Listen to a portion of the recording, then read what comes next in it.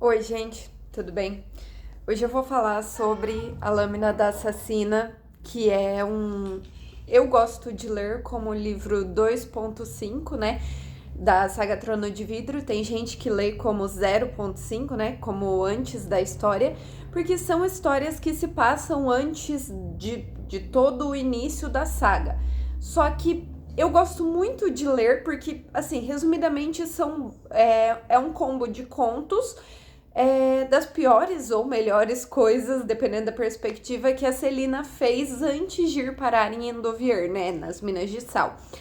Só que eu gosto de ler depois porque eu sinto que a história tem muito mais impacto quando você, assim como o Shaol duvida muito de quem ela é, quando você percebe o quão foda essa personagem é e depois você vê as coisas que ela já fez. Só que ao mesmo tempo tem muita gente que gosta de ler antes porque já lê tudo com esse significado, com os personagens que ela cita, com as coisas que ela lembra. Mas beleza, se não me engano, são 5 ou 6 contos, sendo o primeiro deles o Assassina e o Lorde Pirata, onde ela e o Sam Cortland, que é um amigo dela, assassino também, né, que treinou na guilda com ela desde criança, vão para a Baía da Caveira falar com o Lorde Pirata, o Rolf, que é muito conhecido, é um Lorde Pirata muito conhecido. Só que eles vão, o Arobin manda eles pra lá, dizendo que é pra cobrar uma dívida de um assassino, meio que a mão direita dele, que foi morto por piratas. Mas ele enganou eles e, na verdade, ele tá comprando escravos desse Lorde Pirata.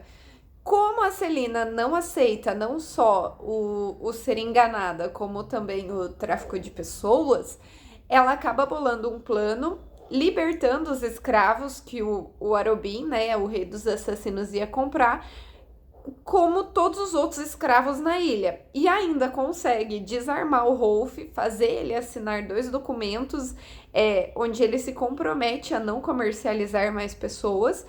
E nem pro Arobin, nem para ninguém. E apesar de o Sam quase morrer ali no processo, eles conseguem se safar. Beleza. O conto seguinte se chama Assassina e a Curandeira, onde ela conhece a Irene Towers, que é uma curandeira com magia, cuja mãe foi assassinada por Adarlan logo que a magia sumiu. E ela nunca conseguiu chegar a Antica, no continente sul, para estudar com os curandeiros da Torre Sesme, porque a magia só sumiu ali no continente. Então, nos outros continentes, tipo, onde está a Darlan, não tem magia. Então, nos outros continentes ela ainda tem. Então, a Irene, ela acaba ficando por um ano numa cidade portuária, assim, desprezível, tentando juntar dinheiro para fazer o resto da viagem. E a Celina tá passando por lá. Só que um dia ela é atacada depois do trabalho na estalagem onde ela está e ela acaba sendo salva por uma menina que ela não conhece, que é a Celina, que ela está a caminho do Deserto Vermelho para treinar com os assassinos silenciosos como punição por ter libertado os escravos. E a Celina ensina ela autodefesa, incentiva ela, fala que o mundo precisa de mais curandeiros e tal, além de salvar a vida dela, né? E ajuda ela a partir para onde ela realmente deveria estar, e nisso a Celina parte para o Deserto Vermelho também. Logo, o próximo conto é A Assassina e o Deserto. No deserto, a Celina conhece a Ansel de Penhascos dos Arbustos e ela tenta impressionar o mestre mudo para ser treinada por ele, porque ela tem um mês até ela ter que voltar para Forte da Fenda, para o Arobin, com uma carta de recomendação do mestre dos Assassinos Silenciosos. Então ela acaba fazendo amizade com a Ansel, elas aprontam um monte de coisa junta, tipo, por exemplo, elas roubam cavalos Asterion do Senhor de Xandria, que é uma coisa que ela cita lá no segundo livro de Trono de Vidro, em Coroa da Meia-Noite. Ela cita assim, ela joga no ar, roubei cavalos do Senhor de Xandria.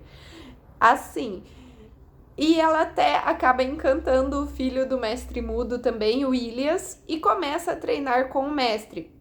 Só que a Ansel droga ela poucos dias antes de acabar o treinamento dela, Ansel droga ela e envia ela para longe. E a Celina percebe que o forte vai ser invadido e que o mestre vai ser morto. E acaba voltando para impedir isso de acontecer,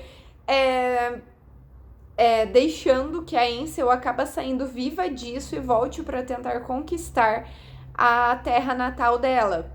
Porque ela fez tudo isso porque ela queria treinar com o mestre para voltar para Penhasco dos Arbustos, reconquistar a terra dela. Só que ela nunca conseguiu treinar com o mestre, acabou ficando rancorosa e tal, fez todo esse rolê. Mas a Celina acaba deixando ela sair com vida disso. Beleza. Assim, ela acaba recebendo a carta do mestre, né, como recomendação para voltar para Forte da Fenda, sem contar que o mestre dá vários baús de ouro para ela como agradecimento, talvez até para ela comprar a liberdade dela com o Arobin, porque o mestre deixa claro que ela sempre terá lugar lá com eles e que lá eles não agridem os seus próprios discípulos, porque a punição dela não foi só a viagem até o deserto, o Arobin quase matou ela. Beleza, de volta à Forte da Fenda, nós temos o conto seguinte, que é a Assassina e o Submundo. O Arobin, ele pede desculpas pra Celina, ele começa a dar um monte de presente pra ela, inclusive um desses presentes é um caso que mataram um suposto mercador de escravos de Melisande, que é outro reino, que se chama Doneval. Ela pede ajuda do Sam nisso e no desenrolar desse caso, o Sam admite que ele foi apaixonado por ela desde sempre e eles ficam juntos. Só que o Arobin enganou ela. Essa foi só mais uma punição. Então, assim, só depois que ela mata o Doneval, ela percebe que ele estava impedindo o comércio de escravos e não iniciando. E então ela usa o ouro do Mestre Mudo para comprar a própria liberdade dela e vende o cavalo Asterion dela, né, que ela trouxe do Deserto Vermelho, para comprar a liberdade do Sam. Beleza. O último conto e o mais doloroso de todos é a Assassina e o Império.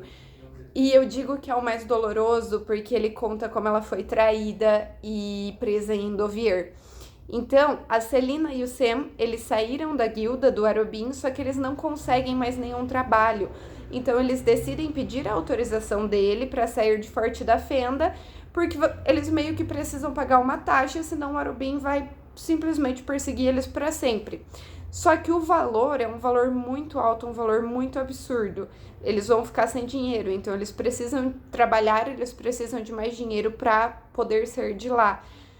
E eles recebem uma oferta de trabalho para matar o Lorde do Crime, Jane, e o segundo em comando dele, que é o Roque Farran.